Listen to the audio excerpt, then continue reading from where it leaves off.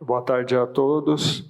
Sejam bem-vindos ao evento do Simpósio Satélite do Hospital AC Camargo Cancer Center.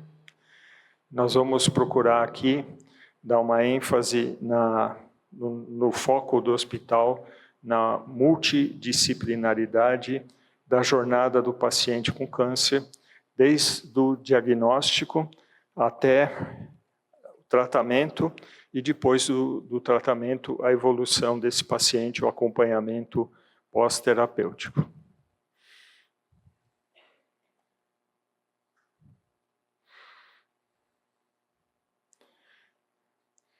O primeiro tema que nós vamos apresentar, no sentido de chamar a atenção dos colegas cardiologistas e clínicos, é a síndrome metabólica após o tratamento antiandrogênico nos pacientes com neoplasia da próstata. Tá? O que o cardiologista, o clínico e mesmo o oncologista tem que ficar atento?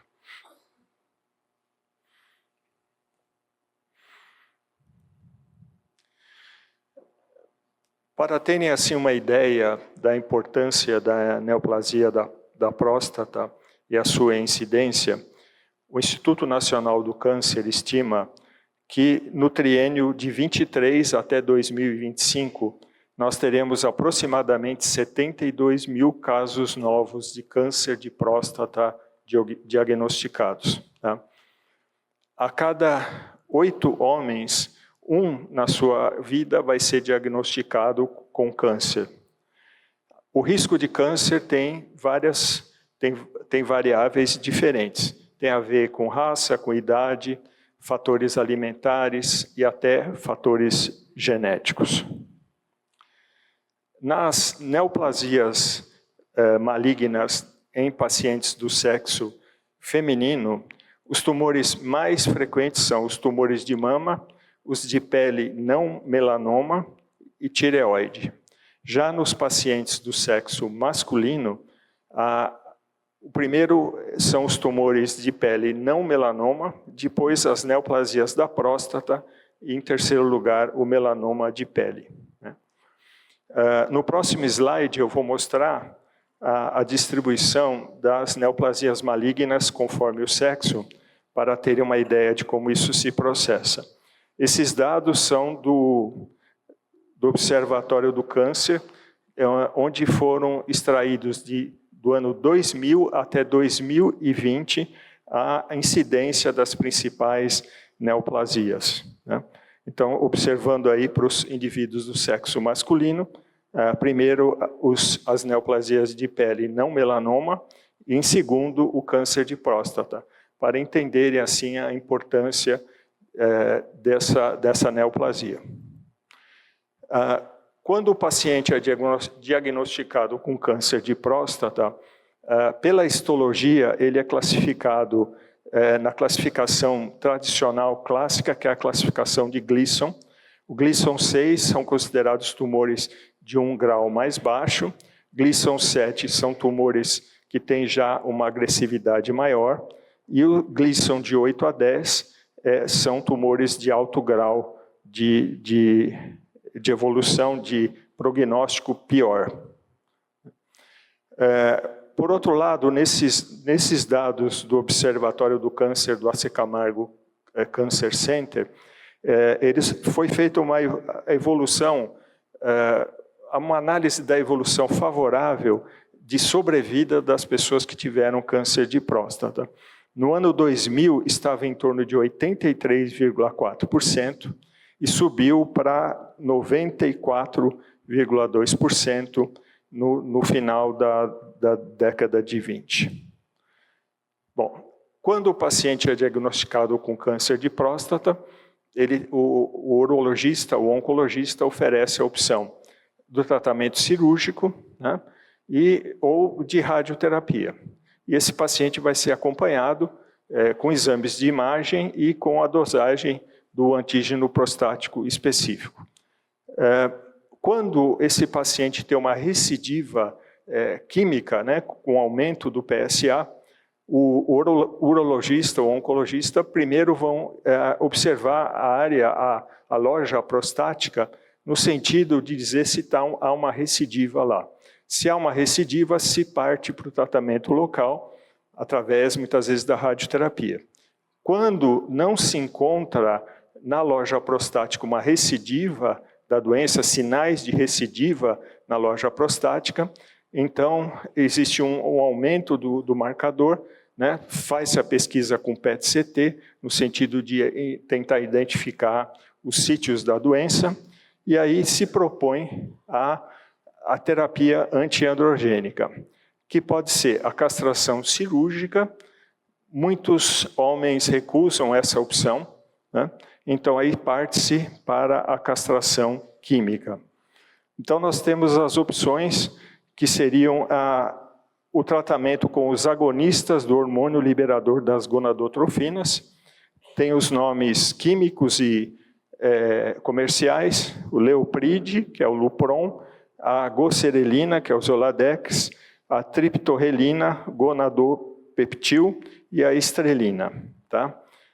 Ou, aí basicamente é o seguinte, esses agonistas, eles vão atuar no hipotálamo, que vai diretamente atingir a hipófise, e aí vão diminuir a produção da testosterona, certo? No início desse tratamento existe até um aumento da testosterona, mas depois de algum tempo há uma diminuição e até inibição da produção de androsterona. A outra opção seria o bloqueio dos receptores androgênicos através de substâncias tais como a flutamida, bicaludamida, enzalutamida e, mais recentemente, a darolutamida. Tá? Outra opção, lembrando que os andrógenos, a testosterona não é só produzida no testículo, ela pode ser produzida na suprarrenal também. Então aí temos a opção da abiraterona e dos corticoides. Outra opção seriam os estrogênicos, que na prática assim não tem uma incidência grande de utilização. Outra opção seria o Degarelix, o nome comercial é o Firmagon, que parece ter menor risco de eventos cardiovasculares. Eu vou procurar falar aqui os efeitos colaterais da terapia androgênica para terem uma ideia dos riscos de complicações cardiovasculares. Primeiro, há uma piora do controle glicêmico, levando a uma resistência à insulina. Esses pacientes sofrem de uma fadiga crônica, há uma redução da massa magra, acúmulo da gordura visceral, aumento do LDL colesterol e redução do HDL colesterol, aumento dos triglicerídeos, vasoconstrição, espessamento da parede arterial e o risco muito grande de desestabilizar a placa de aterosclerose, com risco inclusive de rotura de placa. Além disso, observamos diminuição da libido e disfunção erétil, aumento do risco de fraturas. Estima-se que 20% dos pacientes que estão há mais de 5 anos com terapia antiandrogênica têm um risco de fratura. Rubor, ondas de calor, sudorese facial, insônia, aumento do risco de eventos tromboembólicos, anemia, é uma anemia crônica, ginecomastia, diminuição da capacidade cognitiva, depressão e crises de ansiedade. Esses são os efeitos que a gente observa na prática no paciente com terapia antiandrogênica. Aqui eu gostaria de mostrar um caso que achei interessante. Em dezembro de 2015, um indivíduo com idade de 56 anos, hipertenso, muito bem controlado com enalapril, e tabagista de cerca de 40 maços anos, ele foi solicitado a avaliação da cardiologia para uma prostatectomia radical. Exame físico absolutamente normal, ele apresentava um eletrocardiograma com ritmo sinusal, morfologicamente normal. Ao eco, ele tinha uma fração de ejeção de 70%, com válvulas, câmaras cardíacas e pericárdio normais. Foi submetido a uma cintilografia do miocárdio, que não apresentava sinais de isquemia do miocárdio, e uma fração de ejeção que variava de 66% em repouso e 62% no estresse. Exames de laboratório todos normais. Esse paciente foi liberado para prostatectomia radical, foi orientado a continuar o tratamento com o inibidor de enzima de conversão e parar de fumar. Bom, cerca de 1 ano e meio depois, esse paciente apresentou uma elevação do PSA e na investigação descobriu-se que ele tinha a progressão da doença em ossos. Ele foi atendido foi investigado se tinha recidiva na loja prostática, não havia recidiva, então foi indicado o tratamento com a enzalutamida e o Zoladex. Cerca de 11 meses depois, esse paciente dá entrada ao nosso pronto-socorro com uma síndrome coronariana aguda, foi internado em UTI, indicada uma cinecoronariografia de urgência, que mostrava uma lesão grave de 90% no ósseo da coronária da descendente anterior, e 95% de obstrução na coronária direita. Tá? Esse paciente foi submetido à angioplastia, colocação de stent, e foi orientado a dupla antiagregação, a estatina de alta potência e parar de fumar. Aqui, infelizmente, a imagem talvez não seja muito nítida, mas a gente observa onde está a setinha, a lesão na coronária direita, e aqui a lesão bem na saída, no ósseo da descendente anterior. Tá? Bom, para finalizar desse paciente, ele, depois de alguns meses, a oncologia mudou o tratamento de bloqueio antiandrogênio por conta da progressão das doenças ósseas, apesar do bloqueio, e ele começou a fazer quimioterapia, teve uma resposta parcial. Esse paciente foi avaliado no serviço, no departamento de cardiologia, agora no mês de abril, totalmente assintomático do ponto de vista cardiorrespiratório, circulatório, em uso de inibidor de enzima de conversão, beta-bloqueador, aspirina infantil e estatina de alta potência. Ele foi submetido a um eletro e eco recentes, absolutamente normais, e tem cintilografia e arteriografia de coronária do final do ano passado com stents pérvios, sem nenhuma nova lesão significativa. Esse paciente continua em progressão da doença prostática, com muita limitação por conta de dor, por causa das metástases ósseas. Tá? Hoje ele está com um tratamento à base de uma injeção radioativa no sentido de controle de dor e estabilização dessas lesões metastáticas para ossos. Tá? O que a gente preconiza é assim: primeiro, paciente que vai ser submetido à terapia antiandrogênica, apesar da fadiga, de dor, de depressão, de anemia, estimular esse paciente a fazer exercícios, misturando aeróbico com musculação, né? Inclusive, há mais de 10 anos atrás, eu tive a oportunidade de ir ao Memorial Sloan Kettering, em Nova York, e para os pacientes com câncer de próstata, eles tinham uma sala de exercícios para que o paciente aprendesse os exercícios e praticasse esses exercícios. Tá? Então, é muito importante, apesar da dor por causa de metástase óssea, da fadiga, da anemia, da depressão, estimular esse paciente a fazer atividade física. Controlar os fatores de risco, né? Abolir o tabaco, controle rigoroso dos níveis glicêmicos e dos lipídios, né? E acompanhamento regular com o cardiologista. Tá? Bom, a minha apresentação é essa. Agradeço aí a atenção de todos. Obrigado. Eu vou chamar agora a doutora Nicole Inforsato que é médica cirurgiã vascular do AC Camargo Cancer Center, que vai fazer a apresentação dela.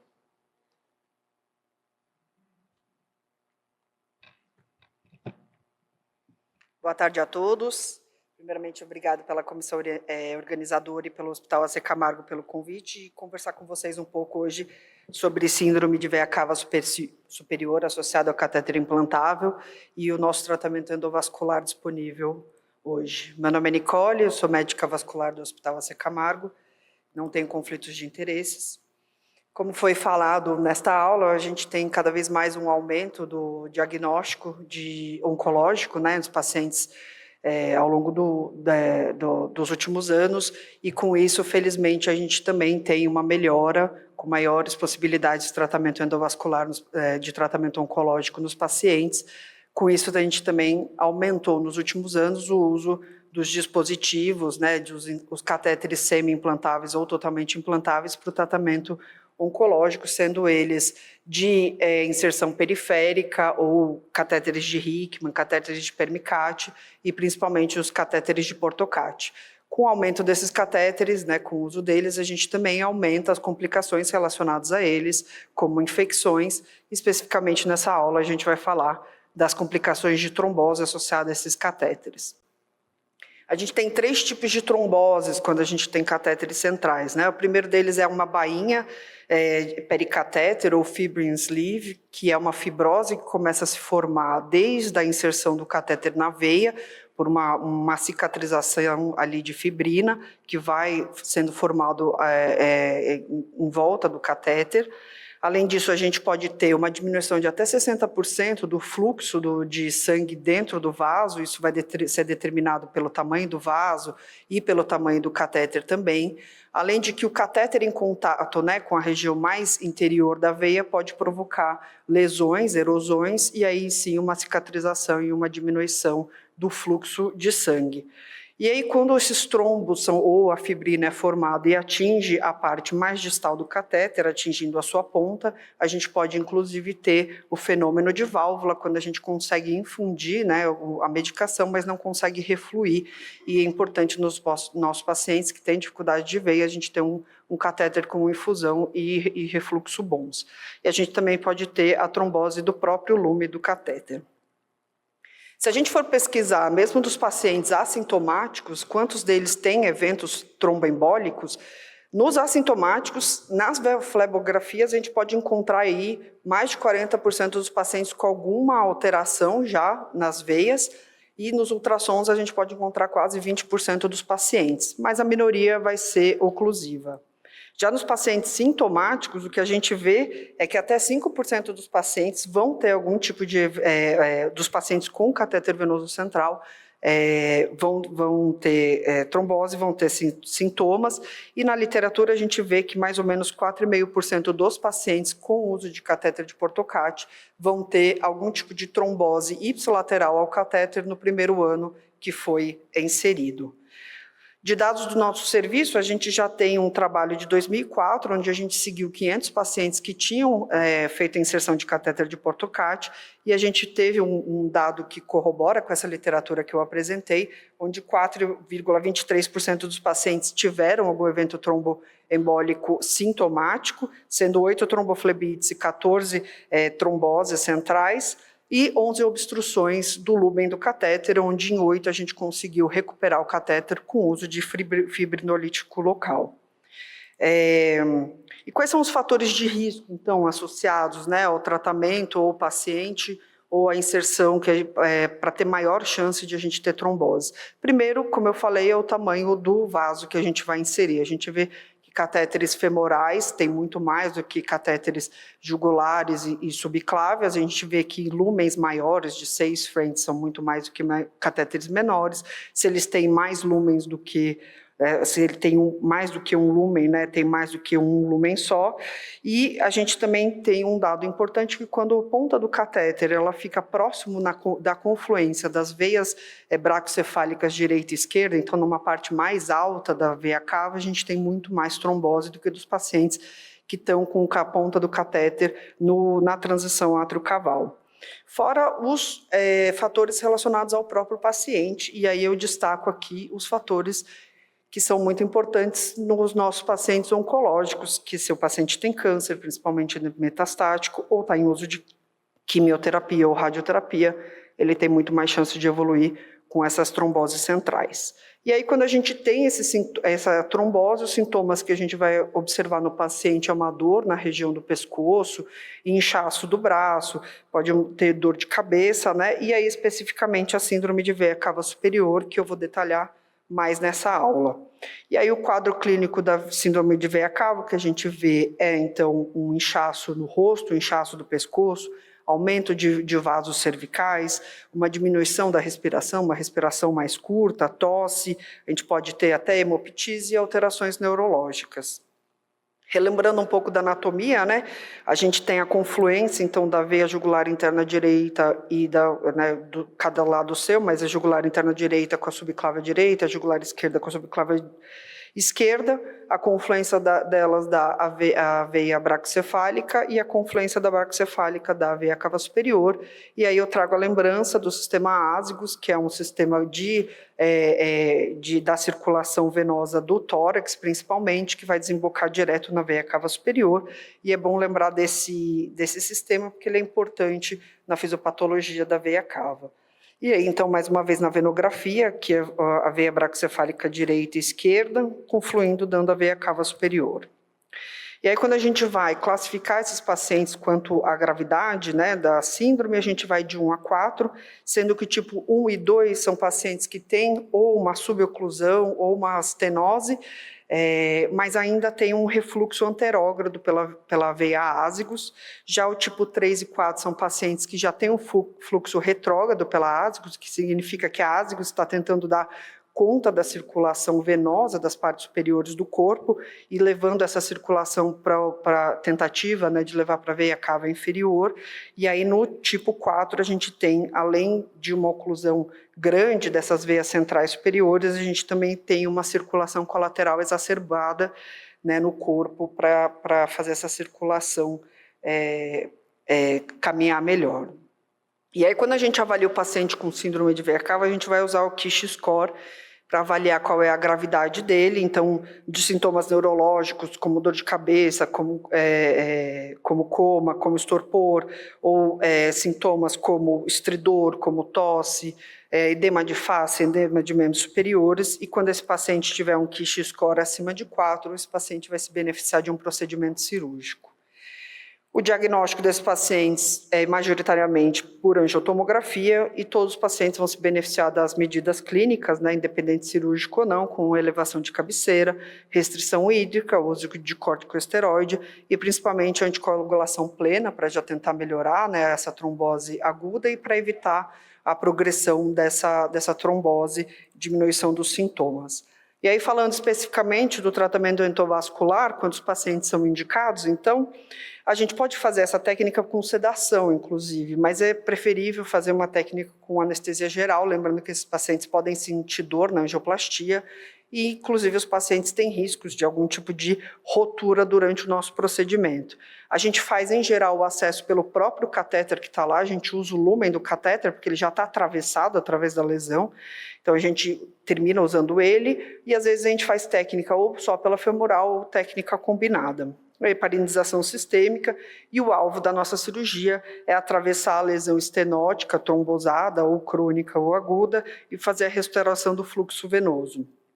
Para isso, hoje a gente usa o AIVOS, que é um ultrassom intravascular, para principalmente ver o tamanho do vaso antes e depois dessa trombose, porque às vezes é difícil ver na tomografia. Fazer aspiração de trombo, hoje a gente usa muito mais um sistema de aspiração que chama índigo, que é basicamente um vácuo que a gente coloca no trombo, né, onde ele está e a gente aspira esse trombo. E angioplastia com balão, a gente faz um aumento progressivo desse tamanho, evitando que assim a gente rompa essa cava e, se necessário, a gente coloca o implante do stent. Então, eu trouxe 2 casos para mostrar para vocês, de pacientes nossos do serviço. O primeiro caso é um caso mais típico, uma paciente jovem que não tinha outras comorbidades, além do câncer que estava sendo tratado, 35 anos, tratando uma neoplasia de mama e tinha um portocate em veia jugular interna direita. e estava 5 dias com sintomas de veia cava superior, tinha um Kish score de 6, as custas de cefaleia, edema de face, tosse e edema de membros superiores. E aí, na tomografia, a gente vê aqui que era uma paciente que estava com um catéter mais alto, né? Como eu falei, é preferível que esse catéter fique mais na confluência da átrio caval, era um catéter que estava mais alto, próximo da confluência das veias braquicefálicas e um trombo de aspecto agudo. E aí, no intraoperatório, na flebografia, o que a gente via era esse stop na veia cava superior e um fluxo sendo drenado majoritariamente pelo sistema ázigos na paciente. No AIVOS intraoperatório, o que a gente consegue ver é que havia uma parte da veia cava que tinha esse stop, a gente tem essa parte aí mais escura que é o trombo, onde a gente não tem uma parte da veia cava que não tinha nenhum tipo de fluxo passando por ela. E aí, então, depois da aspiração do trombo e da angioplastia, a gente tem uma restauração do fluxo adequado, né? E aí a gente já vê que sumiu o sistema ázigos da paciente, né? O fluxo foi restaurado pelo sistema. No AIVOS pós-operatório, a gente viu que a gente teve todo o espaço da veia agora passa fluxo. Óbvio que a gente ainda vê uma parte da cicatrização do trombo, ele fica lá, mas a veia voltou a funcionar e ter seu fluxo restaurado, e isso é o resultado da aspiração. A gente aspira pedaços de trombos já mais organizados no sistema de aspiração índigo. Esse segundo caso foi um caso mais desafiador, era uma paciente de 67 anos, com múltiplas comorbidades, tinha tratado um adenocarcinoma de endométrio, e era uma paciente tabagista super pesada, fumava 53 anos, 2 maços por dia, né? Ela fumava inclusive internada, ela não conseguia parar. Em dezembro de 2020, ela teve sintomas de síndrome de veia cava superior, foi tratado clinicamente. Como ela já não estava mais em uso do catéter e teve uma melhora parcial, foi optado por retirar o catéter naquela época. 2 meses depois, ela evoluiu com novos sintomas, né, com uma piora dos sintomas, e aí já era uma trombose crônica sem o catéter passado pela lesão. Foi tentada angioplastia sem sucesso e ela ficou apenas com anticoagulação. Essa paciente, 1 ano e meio depois, ela teve uma outra piora dos sintomas, como ela já era DPO-cítica, isso piorava muito a qualidade de vida dela, e aí então a equipe tentou uma abordagem mais agressiva com técnicas de radiologia intervencionista, e aí então a gente vê aqui na angiotomografia dela, a gente quase não vê a cava superior, era uma trombose já crônica, né, ali bem afilada, e na angiotomografia também, na reconstrução, a gente vê essa intensa circulação colateral da paciente, dava para ver no exame físico e no exame radiológico. Então, a técnica que eu falei, a gente usou uma agulha de TIPS para atravessar essa lesão, onde estava essa estenose crônica, né, essa oclusão crônica. Então, a agulha de TIPS aqui atravessando a região, obviamente, quando a gente tinha segurança do caminho, e aí sim, foi conseguido atravessar essa estenose crônica, feita angioplastia, e nessa paciente a gente colocou um stent. E aí, ao final, a gente consegue ver uma restauração do fluxo adequado e sem nenhum tipo de circulação colateral, necessitando, né, drenar esse fluxo dos membros superiores. Esse é o resultado de uma angiotomografia meses depois da cirurgia, mostrando o stent ainda patente e com uma melhora importante da circulação colateral da paciente. Então, quanto tempo melhora, né, os sintomas depois das cirurgias? Tem trabalhos, né, que já deixam bem claro que esses sintomas são quase imediatos do procedimento cirúrgico, ele já sai com uma melhora muito importante do centro cirúrgico, e é uma melhora significativa do inchaço, de dor de cabeça, da cefaleia, em até 48 a 72 horas, né? Dos nossos pacientes de resultados, a gente teve um levantamento de 2013 a 2021 dos pacientes que a gente operou, era a maioria do sexo feminino, com neoplasias de trato gastrointestinal, mama ou ginecológico, sendo que nesses pacientes 70% ainda estavam em tratamento de hormonioterapia ou quimioterapia, e todos eles tinham um Kish score acima de 4, e a maioria, 70% deles tinha sintoma a menos de 1 semana. E a nossa técnica, inicialmente, nos anos mais iniciais, a gente usava um angiojet, que é um sistema de dispositivo que usa uma fibrinólise farmacomecânica, mas dá muitos sintomas, como bradicardia e alteração de função renal. Hoje a gente praticamente usa só o índigo, né, é uma aspiração.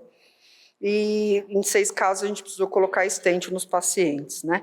A gente teve um sucesso técnico imediato de 85% dos pacientes. Uma das pacientes que não teve sucesso foi a que eu comentei no caso 2, que depois foi reoperada, e a gente teve o sucesso. E de complicação precoce, a gente teve simplesmente a elevação da creatinina em um caso com resolução após.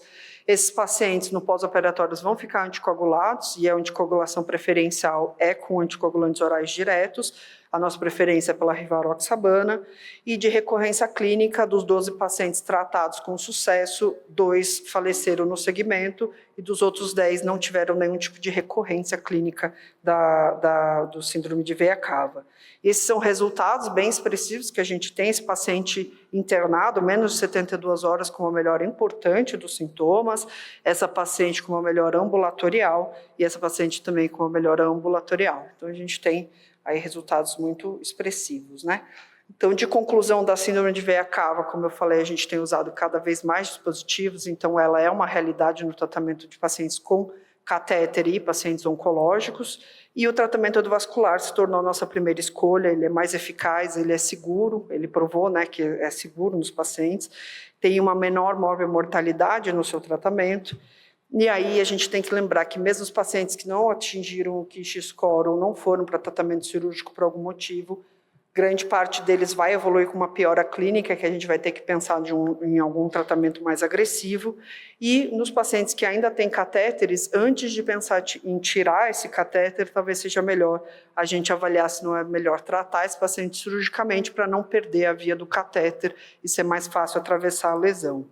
E aí eu trago essa frase, onde esforços devem ser feitos para recanalizar as veias centrais sempre que possíveis, ao invés de simplesmente descartar essa via de acesso, principalmente em pacientes que dependem dessas vias para o seu tratamento oncológico. Obrigada a todos.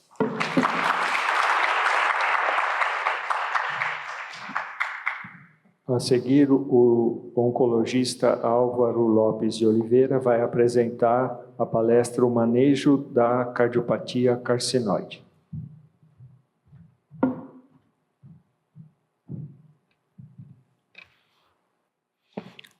Olá, boa tarde a todos. Queria agradecer o convite aí da comissão organizadora e do Hospital AC Camargo. O meu tema é cardiotoxicidade induzida por osimertinib. Eu vou fazer uma breve revisão de câncer de pulmão. O câncer de pulmão hoje ele é o câncer de maior incidência e letalidade mundial. Quando a gente pega a população masculina, ele é o câncer de maior letalidade, e na população feminina ele ocupa a 3ª posição. Quando a gente pensa no avanço dos métodos diagnósticos em câncer de pulmão, nós saímos da década de 70, 80 de imagens convencionais com raio-x para tomografias, e esse avanço chegou hoje em centros e serviços que têm acesso ao método, em biópsias guiadas já por PET-scan, e a gente faz essa biópsia guiada percutaneamente por agulha. Podemos fazer essas biópsias por mediastinoscopia, biópsias endobrônquicas, tudo a depender da localização dessas lesões. E o nosso intuito maior é obter o maior número de células para a nossa análise tecidual, e esse material ser satisfatório e adequado. Com esse material proveniente dessa biópsia, hoje, por técnicas não só mais de anatomopatologia com hematoxilina e eosina e técnicas de imunistoquímica, nós somos capazes de fazer o sequenciamento genético desses tumores e detectar mutações adquiridas por esses pacientes, chamamos de mutações somáticas. Além disso, essa análise é expandida hoje para a biópsia líquida, no qual a gente faz a análise do plasma desses pacientes e também faz o sequenciamento genético avançado do plasma e do nível de DNA tumoral circulante, favorecendo aí uma análise mais precisa desses pacientes, o que muitos de vocês talvez hoje ouçam falar de medicina de precisão, oncologia personalizada. E quando a gente fala em câncer de pulmão, nós temos sempre que pensar em 2 principais histologias. Uma histologia mais agressiva, que é o câncer de pulmão de pequenas células, que vai responder a 15% aí dos pacientes normalmente com uma evolução desfavorável em cerca de 3 meses. E nós temos a histologia não pequenas células, que são pacientes aí em 85% das vezes, que vão ser adenocarcinoma em sua maioria, ou carcinoma de células escamosas. Lembrando sempre que câncer de pulmão, 85% deles estão associados a tabagismo, e mais ainda o carcinoma de células escamosas, assim como o câncer de cabeça e pescoço, vão estar associados aí principalmente ao tabagismo também, além do pequenas células. E por que a gente divide tanto, e eu ressaltei previamente essa sequência genética tumoral? Para a gente identificar os drivers, que são potenciais genes causadores de vias de proliferação de vias e ativação dessas vias de sinalização intracelular, que são extremamente importantes para guiar nosso tratamento hoje. E eu vou destacar aqui um gene especificamente, que é o EGFR, que na população norte-americana ele está mutado em cerca de 15% da população a 17%, e no estudo que o nosso centro participou, a Secamargo, com mais de 7 mil pacientes, nós tivemos cerca de, desculpa, uns problemas técnicos aqui, nós tivemos cerca de 23 a 25% dos pacientes com mutação em EGFR. E essa mutação na população asiática chega a ocorrer em 50% dos pacientes. E por que isso tudo é importante? Porque com uma análise adequada por imagem, uma análise tecidual adequada e, a depender do serviço, uma análise por biópsia líquida, eu consigo melhor estadiar esse paciente. E o nosso estágio não se restringe mais à imagem, mas sim essa medicina de precisão. E nós vamos classificá-los em estadio inicial, estadio localmente avançado ressecável, localmente avançado irressecável e estadio metastático. Álvaro, quais deles esses pacientes podem atingir a cura hoje? Todos eles. Depende, obviamente, do perfil molecular de cada um. E eu destaco aqui a via do EGFR, é uma família de proteínas transmembrana, que eu vou dar o foco aqui na aula, e a gente consegue hoje fazer o bloqueio dessa proteína tanto na porção extracelular quanto intracelular, com pequenas moléculas inibidoras de tirosina quinase, e essa inibição bloqueia essa via de sinalização intracelular, e com isso a gente consegue paralisar essa via, o paciente ficar em terapia citostática respondedora a longo prazo, sem ter essa via de sinalização persistentemente ativada. Então, com isso, a gente sai de um cenário onde a maioria de nós estávamos acostumados a tratar no final da década do século passado pacientes somente com quimioterapia, e passamos hoje, desde meados de 2000, 2006, 2010, a ter disponível terapias-alvos com bloqueio dessa via de sinalização, e mais recentemente, pós-prêmio Nobel aí da medicina em 2018, a imunoterapia, no qual a gente dá um boost na nossa resposta imune adaptativa e consegue fazer com que esses pacientes tenham uma resposta linfocitária aumentada e consigam também ter um controle do câncer. E mais ainda, recentemente, o CAR-T-cell, que vocês também já devem ter ouvido falar, que já conseguimos fazer uma alteração por engenharia biomecânica dos linfócitos e reconhecimento de proteínas transmembranas desses pacientes. Obviamente, terapia-alvo e EGFR aqui que eu falei para vocês, são mecanismos que ainda o câncer consegue ter seus mecanismos de fuga, e com isso nós temos resistência em vias transmembranas paralelas à via do EGFR, como alterações no receptor, que chamamos aí de alterações on-targets. Então, basicamente, se a gente pega uma linha do tempo, especificamente em EGFR, vocês vão ver que nós tivemos um marco em 2013 com o lançamento do erlotinib, que era um inibidor de primeira geração de tirosina quinase, que já teve um ganho de sobrevida nessa população, nos pacientes com câncer de pulmão, e principalmente em 2018, o osimertinib chegou para revolucionar, aí, sendo um inibidor irreversível de terceira geração.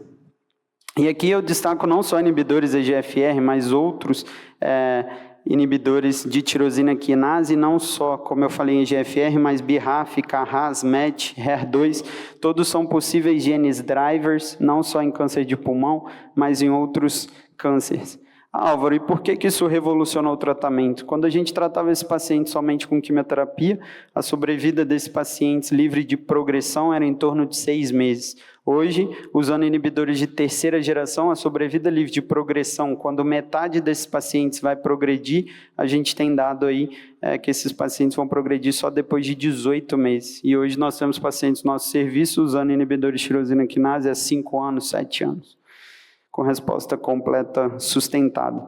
E o estudo que embasa é um estudo que chama FLAURA, um estudo de fase 3, multicêntrico, levando a sobrevida global desses pacientes, que em meados de 2000 era cerca de 8 a 10% em 3 a 5 anos, hoje a gente consegue levar para 30%, 40%, 50%, depender da mutação do EGFR. E não só no cenário metastático, mas no cenário de um paciente operado que chega para a gente para fazer uma adjuvância, que antes iria fazer uma adjuvância com quimioterapia, com possivelmente talvez mais efeitos colaterais, e a gente consegue hoje fazer um osimertinib adjuvante, um inibidor oral, com menos efeito colateral, aumentando a sobrevida desses pacientes em 36 meses, em 84% no braço de intervenção versus 34% no braço de quimioterapia. Obviamente, todo tratamento possui seus efeitos adversos. Em oncologia, nós sempre trabalhamos, como o Dr. Humberto e nossa equipe aqui multiprofissional previamente já ressaltou, nós trabalhamos em conjunto.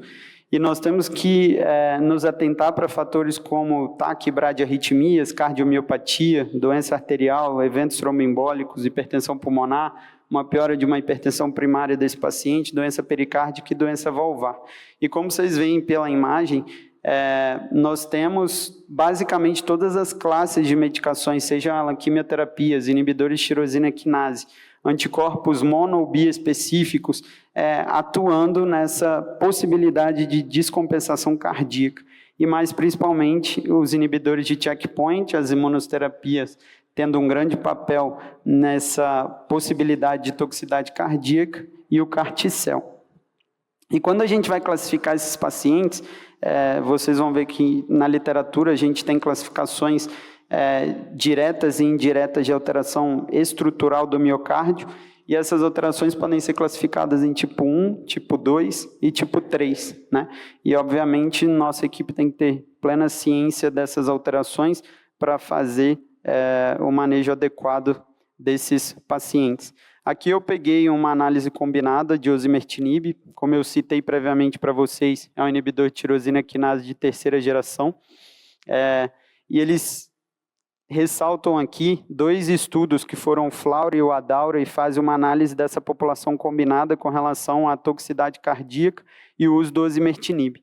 Mas antes de falar dos dados mais importantes desse estudo, nós como oncologistas, nós sempre graduamos qualquer sinal e sintoma do paciente para essa classificação internacional do CTCAE, e em cardiologia, quando a gente pensa numa toxicidade grau 3, é um paciente que já teve uma queda da fração de ejeção, é importante, esse paciente apresenta-se sintomático no nosso ambulatório ou enfermaria.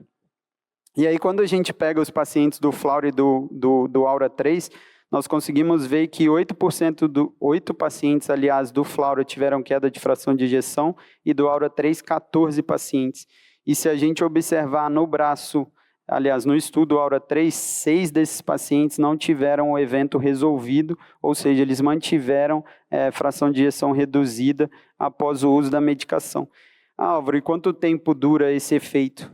Nós temos aí que esses pacientes podem começar a apresentar sintoma de baixo débito já no primeiro mês, podendo persistir aí por até 2 anos principalmente, mas destaca-se aí principalmente nos 6 primeiros meses. Esse é um estudo japonês de centro único, foram 123 pacientes analisados retrospectivamente, e o que chama a atenção é que 6 pacientes, 4,9%, da corte do estudo, tiveram redução da fração de ejeção, 5 eram mulheres, todos tinham comorbidades aí cardíacas previamente, e todos eles foram graduados no CTCAE grau 3, ou seja, foram pacientes que se apresentaram de maneira sintomática. 2 deles, apesar das medidas e acompanhamento com medicações modificadoras de remodelamento cardíaco, não retornaram à função basal, o que nos chama a atenção aí para o nosso trabalho multidisciplinar. Quando a gente pega a avaliação por biópsia do miocárdio desses pacientes, as alterações por quimioterapia, normalmente esses pacientes apresentam necrose miocárdica, e no caso dos pacientes submetidos à terapia-alvo, a gente tem uma hipertrofia dos cardiomiócitos, sendo, portanto, uma alteração diferente também dos pacientes que têm toxicidade por imunoterapia, que normalmente são mais compatíveis com miocardite. Então, uma das mensagens que eu quero deixar é que toda vez que a gente pega um paciente, não só usando inibidor de tirosina quinase, aqui como eu trouxe no caso o osimertinib, mas nós sempre temos que analisar esse paciente. Doença cardiovascular prévia, ele apresenta ou não? Quais são os fatores de risco? Esse paciente tem intervalo QT prolongado ou não?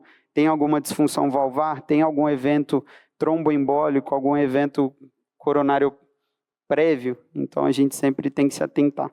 Aqui eu trago 2 casos clínicos. O primeiro é um paciente de nosso serviço, 68 anos, hipertenso não controlado ex-tabagista, tinha tido um primeiro adenocarcinoma de cólon em 2008 e um segundo de pulmão em 2012.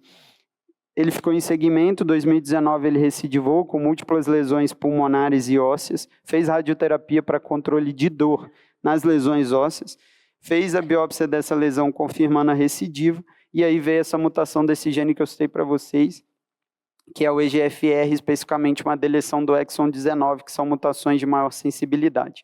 Ele começou o padrão ouro de tratamento, osimertinib, vocês conseguem ver sem quimioterapia, ou seja, uma terapia oral para esse paciente no cenário metastático, e ele teve resposta metabólica completa no PET já em janeiro de 2020.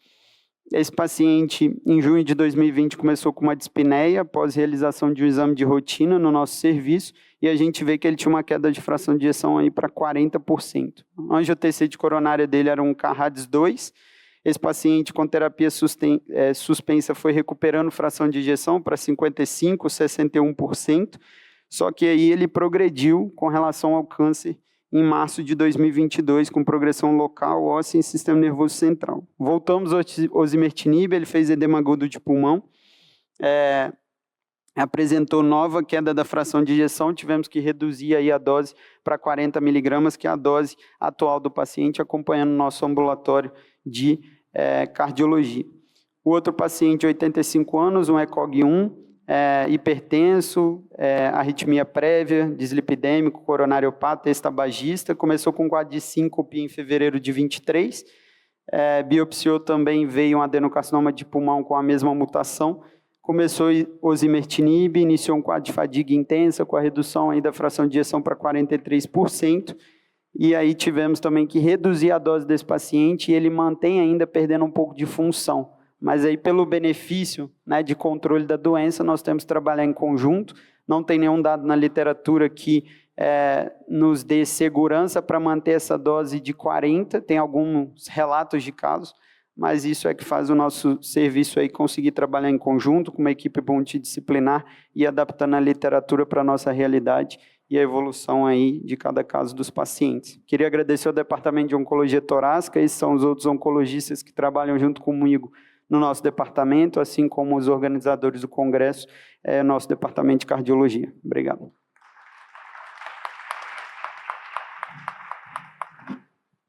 Eu gostaria de chamar agora a doutora Simone Cristina Sena Costa, que vai apresentar que nós julgamos um caso muito interessante, a evolução e o diagnóstico da miocardite secundária e imunoterapia com o nivolumab. Boa tarde, obrigada pelo convite, obrigada à comissão organizadora. É um prazer poder compartilhar com os colegas a nossa experiência com os casos complexos da cardio-oncologia do AC Camargo, neste evento grandioso e tradicional que é a SOCESP.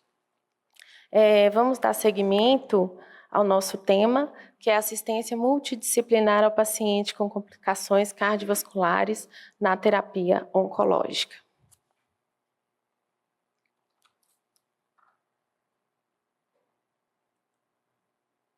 Bom, trata-se de um paciente do sexo masculino, 73 anos, casado, 2 filhos, aposentado. Esse paciente tem o diagnóstico de adenocarcinoma de esôfago distal, padrão tubular, moderadamente diferenciado, invasivo, tipo intestinal de Lauren. Em 2023, ele fez quimioterapia, usou carboplatina e paclitaxel durante 5 semanas. Após a quimioterapia, foi feito radioterapia em outubro e novembro de 2023. Em janeiro de 2024, ele foi encaminhado para procedimento cirúrgico, foi realizada a esofagectomia com reconstrução de tubo gástrico.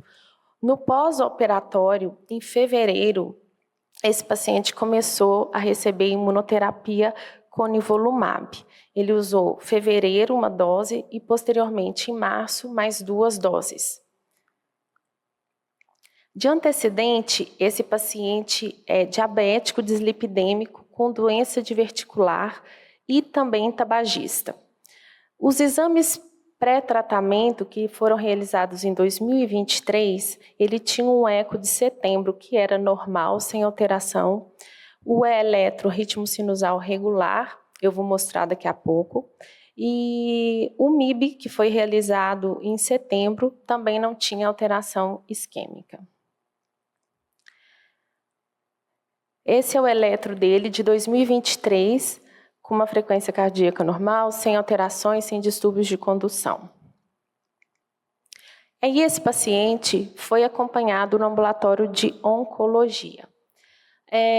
Em abril, depois que ele já tinha recebido o imunoterápico, ele, em acompanhamento oncológico, veio com uma queixa de cansaço, fadiga, e no exame clínico, o oncologista verificou que ele estava mais bradicárdico. Ele geralmente tinha uma frequência basal em torno de 80 e no dia da consulta estava em torno de 40.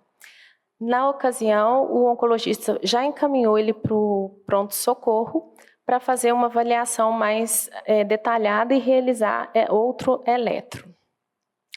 Ele foi avaliado na emergência e apresentava distúrbios de condução que não existiam nos exames anteriores. Tinha BDAS e BAV de primeiro grau e bloqueio de ramo direito também. Ele tem essas alterações de distúrbio de condução.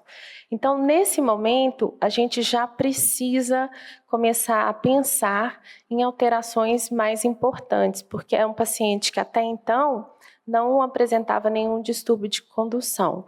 E a gente sabe que os distúrbios de condução, eles são sinais de alerta para a gente pensar e pesquisar algum acometimento cardiológico. Bom, esse paciente, então, chegou no dia 3/4 com essa queixa de cansaço, os exames, o eletro dele apresentando distúrbios de condução que não existiam anteriormente, foi internado, foi pedido um ecocardiograma, o eco foi realizado e o eco estava com fração de ejeção preservada, não tinha nenhuma alteração segmentar. E os exames laboratoriais, foi coletado troponina, a troponina veio de 1179. O nosso valor de referência é 12. O BNP também foi coletado e estava 332. Nesse ponto aqui, quem aqui pediria cateterismo? Levanta a mão, só para a gente dar uma discutida sobre o acompanhamento desse paciente. Quem já pediria um cateterismo com esses exames em mãos? Só uma pessoa? Não, 50, nem chega a 50%. Qual outro exame vocês pediriam? Ressonância cardíaca? E quem não pediria nada? Bem, então, pedimos um cateterismo, porque assim, mesmo que a gente tenha suspeita de um acometimento miocárdico, de uma miocardite, é importante, primeiramente, descartarmos alterações coronarianas. E vocês devem lembrar que esse paciente é um paciente que tem fator de risco para doença coronariana. Além de tudo, é um tabagista ativo. Então, a gente pediu um cateterismo e o cateterismo veio sem obstruções. Esse paciente, então, foi feita a hipótese diagnóstica de uma miocardite por imunoterapia. Neste momento que optamos por esse diagnóstico, essa hipótese diagnóstica, já iniciamos o tratamento com corticoide venoso. Então, quando a gente tem a suspeita clínica de um quadro de uma miocardite por imunoterapia, a gente já inicia o tratamento com o corticoide. E esse paciente ficou internado em UTI. Por quê? Esse paciente ele fazia distúrbios de condução e chegava a fazer até BAVT. Ele fazia intermitente e o Holter, a gente foi seriando o Holter. A partir do momento que a gente começou o tratamento, com a evolução, os exames começaram a apresentar uma involução dos distúrbios. Então, da mesma forma que ele evoluiu para os distúrbios, ele foi evoluindo posteriormente à medida que o tratamento foi prosseguindo. E ele ficou internado por 2 semanas na terapia intensiva, sendo acompanhado pela equipe da UTI, pela equipe da cardiologia, e a gente também acionou a equipe da arritmia para fazer esse acompanhamento, porque a ideia é que a gente tentaria um tratamento conservador para ver se aconteceria essa melhora clínica e evitasse a implantação do marcapasso definitivo. No dia 15, a gente conseguiu realizar a ressonância, a gente pediu a ressonância desse paciente, só que ele, na primeira semana de abril, ele não conseguiu fazer a ressonância, ele não tolerou ficar na máquina, e aí a gente aguardou, mesmo recebendo o tratamento já, a gente aguardou para fazer o exame posteriormente. A gente consegue observar o realce tardio inferior e inferolateral na região epicárdica e mesocárdica, então é um realce tardio de padrão não isquêmico no ventrículo esquerdo, e a gente percebe também que a fração de ejeção está preservada. Esse paciente não teve nenhum comprometimento em relação à fração de ejeção. Bom, já foi muito bem explicado pelo colega Álvaro, né, a respeito dos mecanismos. Eu vou falar de uma maneira bem simples aqui, só para a gente que, talvez, para quem não lida com isso no dia a dia, tentar entender um pouquinho melhor a respeito do mecanismo das miocardites linfocíticas autoimunes. Bom, a gente sabe que a célula cancerígena, ela se liga à célula T para bloquear e evitar que o sistema imune ataque a célula cancerígena. Com isso, ela vai se proliferar. A imunoterapia, ela vai justamente se ligar nesses receptores. Então, os anticorpos monoclonais, eles vão bloquear essa ligação. Com isso, a gente vai conseguir que o sistema imune atue e combata a célula cancerígena. E qual que é o problema em relação a isso? É que o tecido do coração, ele pode expressar alguns receptores. Então, os linfócitos do paciente vão reconhecer o tecido do coração e vão invadir, infiltrar o tecido miocárdico, levando, então, à miocardite linfocítica autoimune. Essa figura já foi mostrada hoje, eu só queria ressaltar aqui que alguns sinais clínicos que são bastante relevantes para o cardiologista ficar mais atento, mesmo em vigência de uma fração de ejeção preservada. Então, assim, são sinais clínicos que a gente tem acesso fácil, faça um eletro do seu paciente, porque se ele já tem se ele não apresentava nenhum distúrbio de condução e ele aparece com um distúrbio de condução novo, é um sinal para você ficar mais atento. Então, esses efeitos cardiovasculares associados à terapia oncológica, ele pode trazer sinais mais simples para a gente, mais do dia a dia mesmo, e a gente pode tentar investigar isso com outros métodos para poder tratar o paciente mais precocemente. Então, a gente tem arritmias com distúrbios de condução, chegando até apresentar uma TV.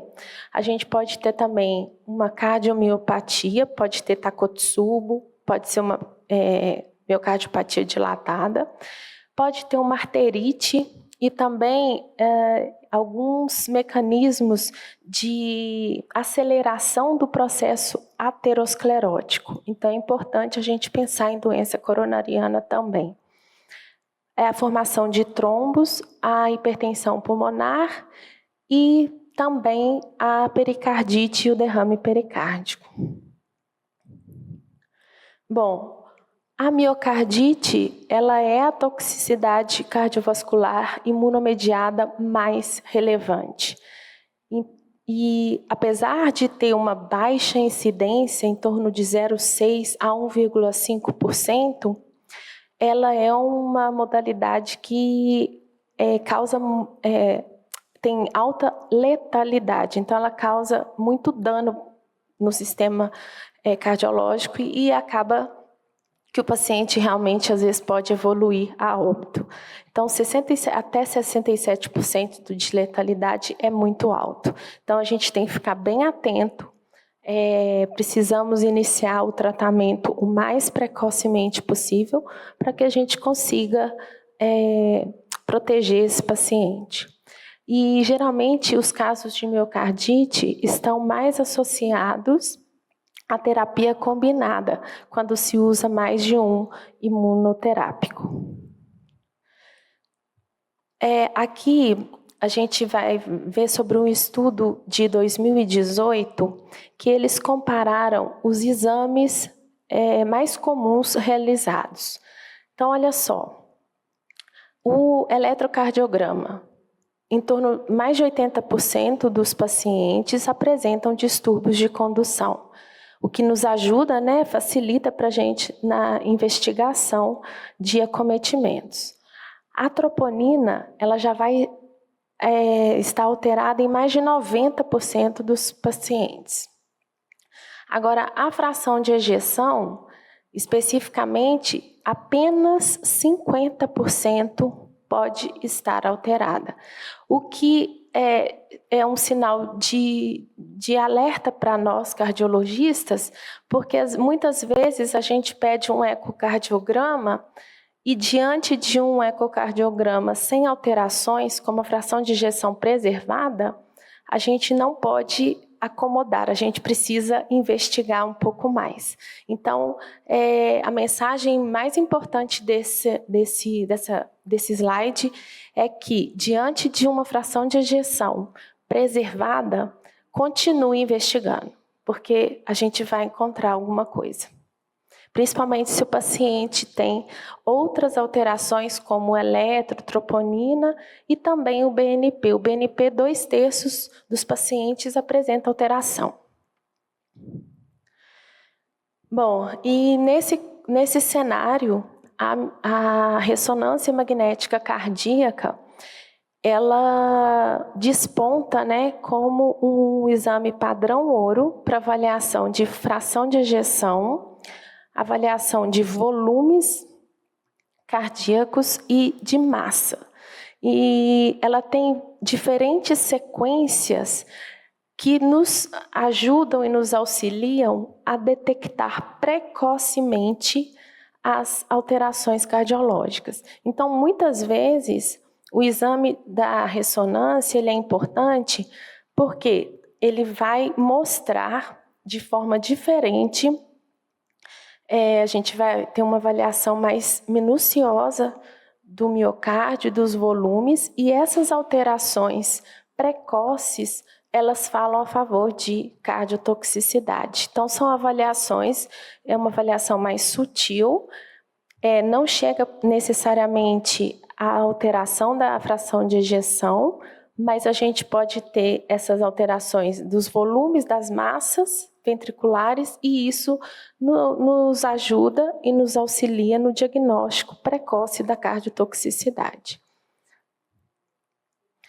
Bom, esse paciente, então, em questão, com essa suspeita de miocardite pós-imunoterapia, ele deve ser acompanhado de perto, deve se iniciar, então, como eu disse, corticoide em alta dose. A gente pode usar 1 grama EV de metilprednisolona de 3 a 5 dias. Também, na literatura, encontramos sugestão de uso de imunossupressores de segunda linha, mas nesse paciente especificamente a gente usou apenas o corticoide. O tratamento foi instituído o mais precocemente possível, muito antes da gente fechar o diagnóstico com a imagem da ressonância. O paciente já estava recebendo o tratamento indicado. Então, logo que se faz a suspeita clínica de uma miocardite por imunoterapia, imediatamente você precisa começar o tratamento com o corticoide. E por quanto tempo que a gente precisa tratar esse paciente? A gente precisa tratar e monitorar esse paciente até melhorar as alterações. Neste paciente, como ele tinha distúrbio de condução importante, distúrbios de condução graves, a gente precisou mantê-lo na UTI por 15 dias para poder garantir que não acontecesse nada mais importante com ele. Bom, o prognóstico da miocardite é um prognóstico ruim. O paciente evolui com instabilidade e alguns itens são preditores de pior prognóstico, como elevação de troponina, que no nosso paciente existia, distúrbios de condução, que o nosso paciente também apresentou. E o que fica de mais importante, então, nessas informações é que a fração de ejeção, ela não tem relação com MACE. Então, a gente precisa realmente de usar outros métodos e não ficar tranquilo, sossegado, quando o paciente apresenta um ecocardiograma com fração de ejeção preservada. Em relação à reexposição à imunoterapia, por ser um evento de alto grau, a gente preconiza, as diretrizes preconizam a indicação de suspender permanentemente o tratamento. Mas existem outras questões envolvidas nesse acompanhamento do paciente, então essa decisão ela deve ser individualizada e ela vai ser definida pelo time multidisciplinar. Precisamos levar em conta as condições funcionais do paciente, a própria preferência do paciente, se ele vai querer se submeter a novos ciclos de imunoterápicos. A gravidade da toxicidade também, tem paciente que faz quadros mais graves, mais importantes, e acaba que fica difícil continuar o segmento com o tratamento imunoterápico. Precisamos também avaliar a resposta ao tratamento com a imunoterapia, se ela está realmente sendo efetiva, e outros tratamentos alternativos, se temos ou não disponibilidade desses tratamentos e se eles serão eficazes para acompanhar o paciente. Esse paciente nosso, essa semana, inclusive, ele foi no consultório, até passou com o Dr. Humberto. Foi solicitado um Holter e uma nova ressonância magnética do coração para ele. E a parte oncológica está suspenso, nós definimos que está suspenso o tratamento com imunoterápico e ele vai continuar fazendo segmento com a oncologia e com a cardiologia. Mas ele sobreviveu, o que é muito bom, porque a maioria, né, de 35% a 67%, esses quadros de miocardite são fatais. É isso, espero que vocês tenham entendido um pouco mais sobre a cardio-oncologia, que é uma área que está em expansão e que nos deixa encantados pela oportunidade de trabalhar com pacientes tão graves, mas que têm potencial de recuperação. Obrigada.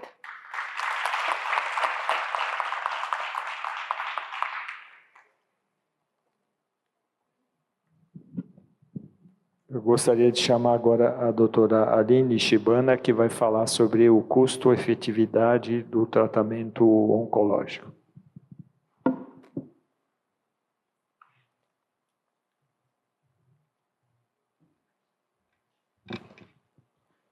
Gente, boa tarde a todos. Meu nome é Aline Shibana, eu sou anestesiologista do AC Camargo, às terças e quintas. Nicole, senti até a palpitação de ver a síndrome da veia cava superior, porque é péssimo para entubar o paciente. E também sou gerente do escritório de valor do AC Camargo. Falar um pouquinho com vocês sobre custo e efetividade e um pouco do trabalho que a gente faz. Começando com o próprio AC Camargo Cancer Center. Por que a gente chama de Cancer Center? O que define um Cancer Center?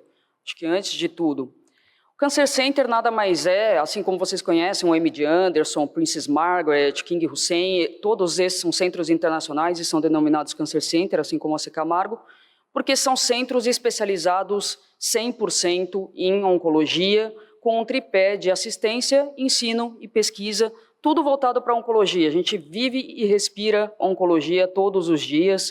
São mais de 3.600 profissionais dedicados, 735 médicos e assistência integrada e multidisciplinar.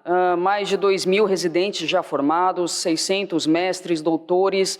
Então, nós formamos especialistas para o mercado em oncologia. E estamos divididos em 12 centros de referência. O centro de referência, dividimos então em grandes sítios primários, centro de referência de mama, ginecológico, cutâneo, pulmão e tórax, vocês conheceram alguns aqui. E importante mencionar que nós temos o serviço de navegação, que são as enfermeiras navegadoras, e o tumor board. O que são os centros de referência?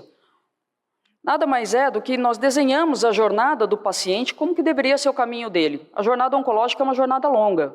Né? Diferentemente de outras patologias, esse paciente permanece conosco, por vezes, por muitos anos, sendo acompanhado. Então, todos os profissionais, eles são divididos por aquele centro de referência.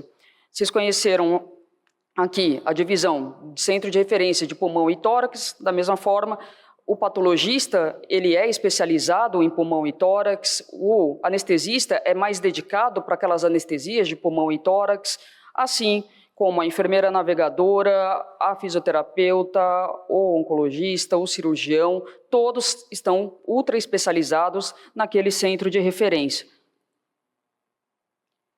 E nós temos também desenhados todo o protocolo clínico, o que é esperado para aquele paciente desde a prevenção e rastreamento precoce até o survivorship, depois que esse paciente finalizou o tratamento e continua sendo acompanhado pelo AC Camargo. Nós temos a jornada clínica, multiprofissional e a jornada operacional também, para minimizar as vindas desnecessárias e os desperdícios no sistema. Então a gente espera que na primeira visita ele passe numa consulta com o cirurgião ou com o oncologista, tenha uma consulta com a navegação. A enfermeira navegadora, que é especialista, ela conhece o protocolo clínico daquele paciente. Nós temos a granularidade de um protocolo clínico, por exemplo, de tumor de glândula salivar, dentro de centro de referência de cabeça e pescoço. Essa enfermeira navegadora conhece e literalmente ela fala, olha, pode segurar na minha mão, vai ser uma jornada longa, mas eu vou te navegar por toda a jornada até o fim. E dentro do conceito de multidisciplinaridade, nós temos o tumor board, que são reuniões semanais, multidisciplinares, nos quais os especialistas naquele tumor específico se reúnem para discutir aqueles casos que são complexos, que fogem justamente daquela jornada personalizada do tratamento. A gente tem o protocolo clínico para a grande maioria dos pacientes, mas aquele paciente, como os casos que foram discutidos, que são muito comórbidos, que são complexos, que já tiveram uma recidiva, refratários a tratamento, eles vão para tumor board para poder discutir qual que é a melhor conduta. Muitas vezes a doutora Nicole pode chegar e falar, olha, a minha indicação é cirúrgica. Eu, como anestesista, eu posso falar, ele não aguenta uma anestesia. E aí o oncologista, o radioterapeuta, eles podem chegar com alguma outra solução para que esse paciente não fique indo de especialista em especialista recebendo uma negativa toda vez que ele é encaminhado para uma especialidade. Então, nessas reuniões semanais, a gente consegue chegar com mais rapidez a uma solução para esse paciente.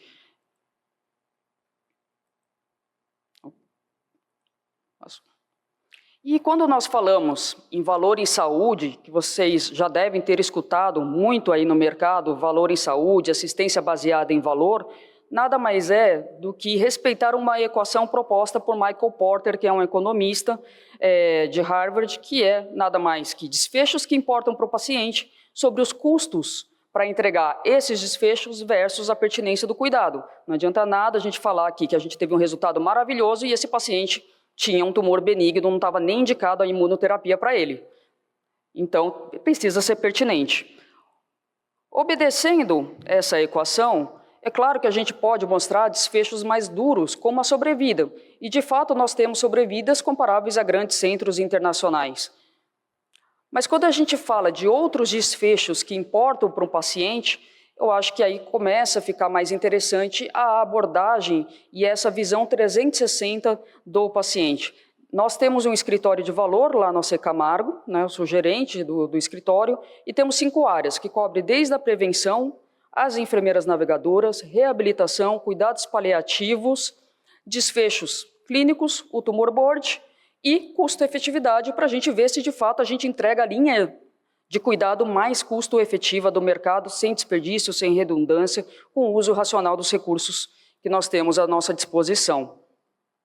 Dentro dos desfechos mencionados, a gente vem seguindo muito os standards da ISHON. Não sei se vocês conhecem, mas a ISHON é um consórcio internacional americano que ele publica standard sets. Então, dentro de oncologia tem próstata, coloretal, próstata inicial, próstata avançado, coloretal, mama e pulmão e tórax. E ele padroniza os questionários de qualidade de vida que a gente vai enviar para esses pacientes ao longo de todo o nosso acompanhamento, até completar 10 anos de acompanhamento, para saber, tá, se as nossas taxas de sobrevida no câncer vêm aumentando cada vez mais, a primeira preocupação do paciente, que é, eu vou morrer ou vou sobreviver, já passou. Ele vai sobreviver na grande maioria das vezes. A segunda preocupação que passa pela cabeça dele é, se eu vou sobreviver, com qual qualidade de vida eu vou sobreviver? Se eu sou um saxofonista, passo por uma terapia, uma cirurgia no tórax, eu volto a tocar saxofone? Ou eu vou ter que abandonar a minha profissão? Então, esse tipo de preocupação começou a surgir dentro do Secamargo e eu trouxe aqui o resultado. A gente vem mensurando, por exemplo, câncer de próstata localizado desde agosto de 2022. E o que nós observamos é justamente isso. Uma das dimensões de funcionalidade e qualidade de vida, a gente sabe que depois de prostatectomias, as 2 queixas principais do paciente é incontinência urinária e impotência sexual. Isso acontece depois da cirurgia. E nós nos comparamos com a Martini Clinic, que é uma clínica alemã especializada em prostatectomia. Só para vocês terem uma ideia do volume, ela concentra a grande maioria dos tratamentos de câncer de próstata na Europa. Ela chega a fazer 2.600 prostatectomias por ano, lá na Martini Clinic. No Secamargo, a gente chega a fazer 350, 300 prostatés por ano. Mas, mensurando aqui a incontinência como 0 ou 1 absorvente, uma continência total, 1 a 2 absorventes, incontinência parcial e 3 ou mais absorventes, a incontinência severa, o que a gente observa é que quando a gente mensura essa dimensão reportada pelo paciente aos 90 dias, a gente está aqui um pouquinho pior, né, do que a Martini Clinic, mas quando a gente chega no delta T de 1 ano, os nossos resultados são muito similares com a grande maioria, 90% dos pacientes praticamente continentes. Eu não sei se vocês têm a dimensão disso, mas um paciente, inclusive numa avaliação pré-anestésica, falou: doutora, você sabe o que é para mim entrar numa farmácia para comprar um absorvente que não é para minha esposa? É para mim? É muito difícil fazer isso. Então, esses tipos de desfechos a gente vem mensurando no AC Camargo por conta dessa preocupação de entregar os desfechos que são melhores para o paciente. E até fazendo um gancho com a fala da Simone, quando a gente pensa também na cardiotoxicidade, na miocardiopatia, trouxe aqui uma jornada de melanoma, que a gente sabe que um melanoma em estadio 3, ele tem uma progressão da doença, né, e é mensurável, e ele está indicado 12 ciclos de...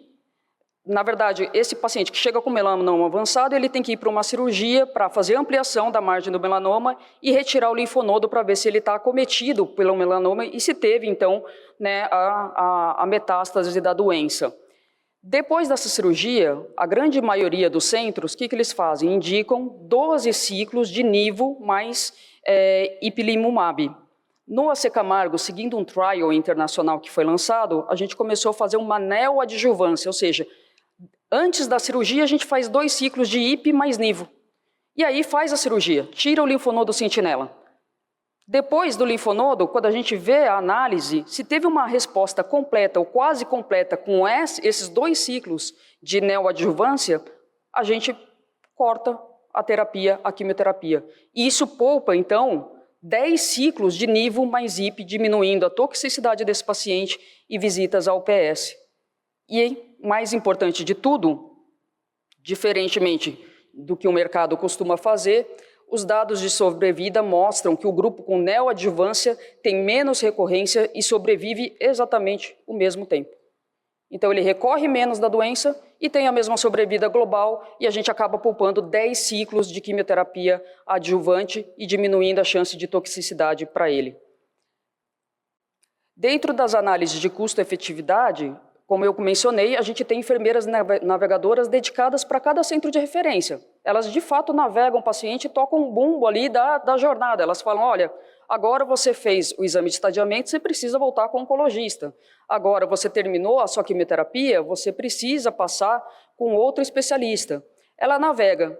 Isso agrega valor para o paciente? Agrega. A gente levantou os dados de coloretal, e o que a gente descobriu é que esses pacientes eles eram melhor preparados, pré-habilitados antes do tratamento, por conta da navegação, porque aderem mais ao protocolo. A navegadora sabe qual é o protocolo e reduz a variabilidade.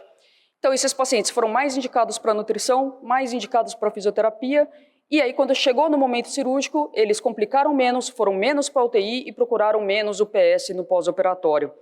E isso deu uma economia para o sistema, para cada paciente de coloretal que passa no AC Camargo e é navegado, a gente gera uma economia para o sistema de R$25 mil, simplesmente pela melhor coordenação do cuidado e a redução de redundâncias e desperdícios da jornada. E dentro do escritório de valor, na área de custo-efetividade, a gente vem pensando também muito como incorporar as novas tecnologias, né? O Carticel, por exemplo, acho que é o exemplo clássico, 1,5 milhão a 2 milhões por infusão. Como que a gente consegue dar acesso a essas medicações de alto custo para mais pacientes? Então, a gente vem provocando muito as farmacêuticas e um modelo que a gente encontrou foi o compartilhamento de risco. Tudo bem, você acredita na sua droga? Então, vamos compartilhar o risco. Se ela não entregar a sobrevida que a gente espera, como foi mostrado no trial, você topa devolver o valor que a gente investiu, que o paciente investiu na medicação dele? E algumas farmas toparam. A Pfizer, então, para trombose, retrombose e sangramento abundante, né, que cause uma reinternação, a Pfizer falou: em uso da minha medicação, se acontecer um desses 2 desfechos, eu devolvo o valor das caixas dispensadas para esse paciente. Na Johnson, está muito relacionada à cirurgia coloretal. Se esses pacientes reinternam menos, complicam menos, eles também bonificam a gente com kits para poder operar mais pacientes. E a Roche, a gente tem 2 acordos de risk sharing, né, de compartilhamento de risco, também relacionados a desfecho. Se esse paciente progride em um momento que a gente achava que não tinha que progredir, porque a bula e os trials prometem isso, eles devolvem o número de caixas utilizadas por esse paciente até aquele momento que ele progride da doença. Então, são algumas, né, eu trouxe apenas algumas atividades que a gente faz no AC Camargo, pensando como manter o sistema de saúde mais sustentável e trazer um atendimento na oncologia com um maior valor, de fato, desfecho pelo menor custo. Então, eu acho que aqui, sumarizando até o painel inteiro, a gente tem uma equipe multidisciplinar forte. Lembrem sempre, né, que a incidência de câncer ela só vai aumentar. A gente vem envelhecendo cada vez mais aqui no Brasil, tem a mudança de estilo de vida, então a gente tem visto o câncer incidindo em populações cada vez mais jovens, e esses pacientes serão tratados com terapia sistêmica, imunoterapia, que muitas vezes cairão no consultório de vocês. Temos aqui, né, o programa de médico parceiro, e se quiser ser nosso parceiro, pode falar aqui com o Danilo, e nós também estamos à disposição agora para dúvidas e perguntas que vocês tenham. Tá bom? Obrigada.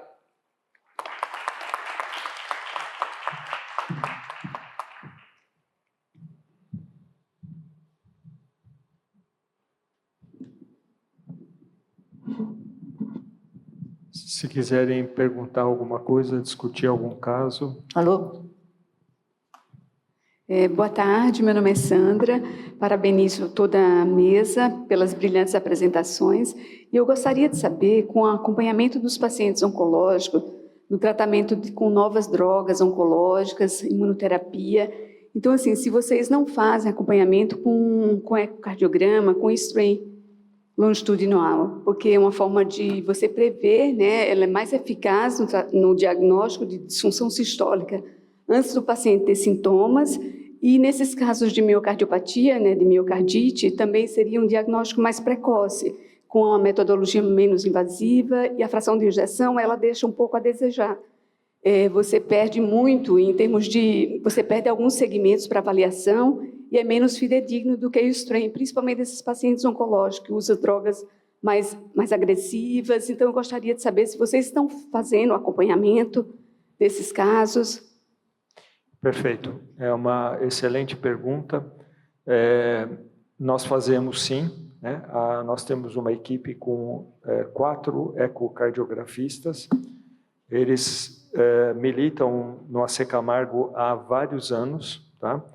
E o paciente, quando o cardiologista ou quando o oncologista sinaliza que o eco é controle de quimioterapia e imunoterapia, automaticamente é realizado, além do eco normal, o strain longitudinal global, que a gente sabe que mede a deformidade do músculo cardíaco, e é a primeira alteração que altera antes mesmo de alterar a fração de ejeção, né?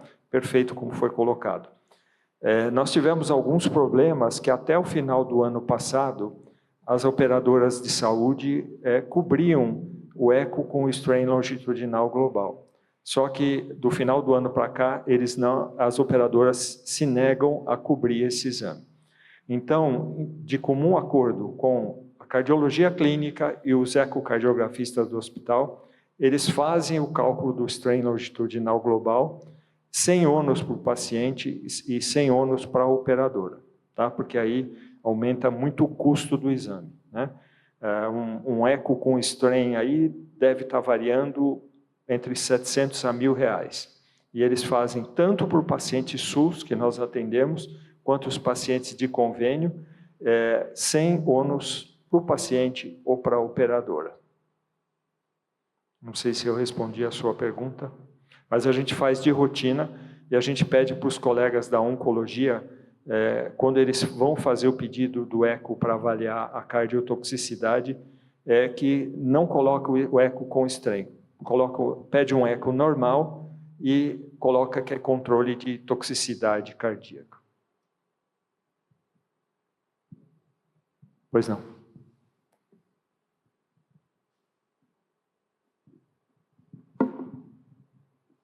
Meu nome é Ronaldo, sou de Penha de Alagoas. Quero parabenizar também a mesa pela brilhante explanação.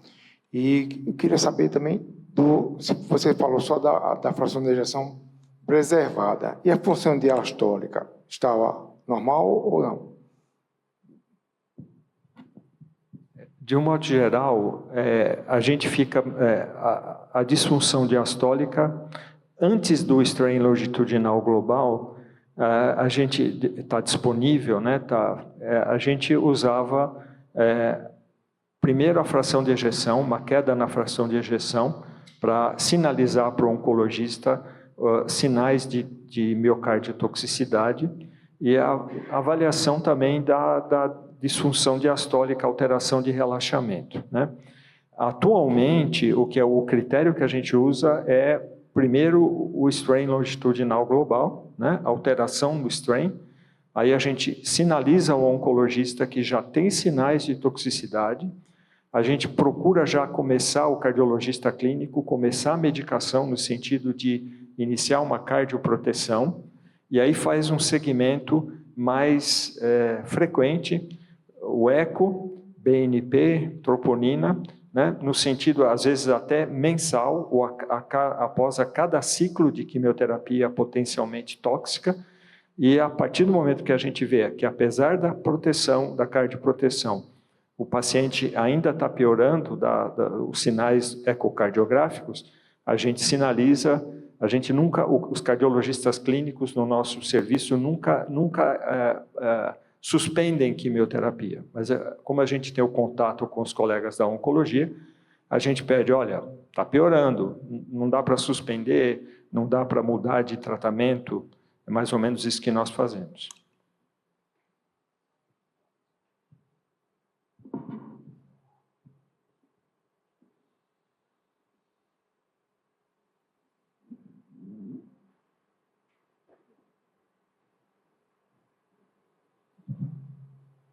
No caso da castração química, Ronaldo, ainda, o cara, às vezes, o paciente que faz uma prostatectomia radical, aí depois faz a castração química com 2 dosagens. Aí depois ele só vai precisar de 2. Com quanto tempo depois vai diminuir, pode voltar a libido, voltar à função sexual normal? Quanto tempo? Eu vou pedir para o doutor Álvaro responder. A castração química que o senhor falou, né? Com 2 aplicações só do bloqueio. Isso é bem diverso na literatura. Nós temos aí quase a totalidade desses pacientes indo conseguir recuperar a função só depois de 2, 3 anos, mas algum deles, quase totalidade, vão ficar permanentemente aí com algum grau residual de impotência, e isso é bem debatido no nosso ambulatório com os nossos pacientes, porque incomoda eles bastante. A gente sempre tem que encaminhar eles para o ambulatório de urologia para usarem outros dispositivos durante esse intervalo aí de pelo menos 2, 3 anos para ajudar na ereção até o retorno da função gonadal. E só um fato antes, não sei se alguém tem mais uma pergunta, é extremamente importante vocês que trabalham em outro centro de referência, aquele estudo que eu citei, retrospectivo japonês com 126 pacientes, 70 pacientes dos 123 somente tinham feito um eletrocardiograma e somente 36 tinham feito um ecocardiograma. Então, é extremamente importante vocês, como cardiologistas na área e cidades que atuam, orientar também os oncologistas e ser um aprendizado mútuo aí em paciente oncológico, sempre ter um eletrocardiograma e um ecocardiograma, as 2 especialidades aí atuando em conjunto. Os pacientes de estudo clínico e oncologia, eles fazem eco e eletro a cada 12 semanas, mas fora de estudo clínico, a gente tem que ter essa parceria das especialidades para melhorar aí o desfecho dos nossos pacientes. Muito obrigado a todos aí, esperamos que tenhamos atendido a expectativa de todos, tá?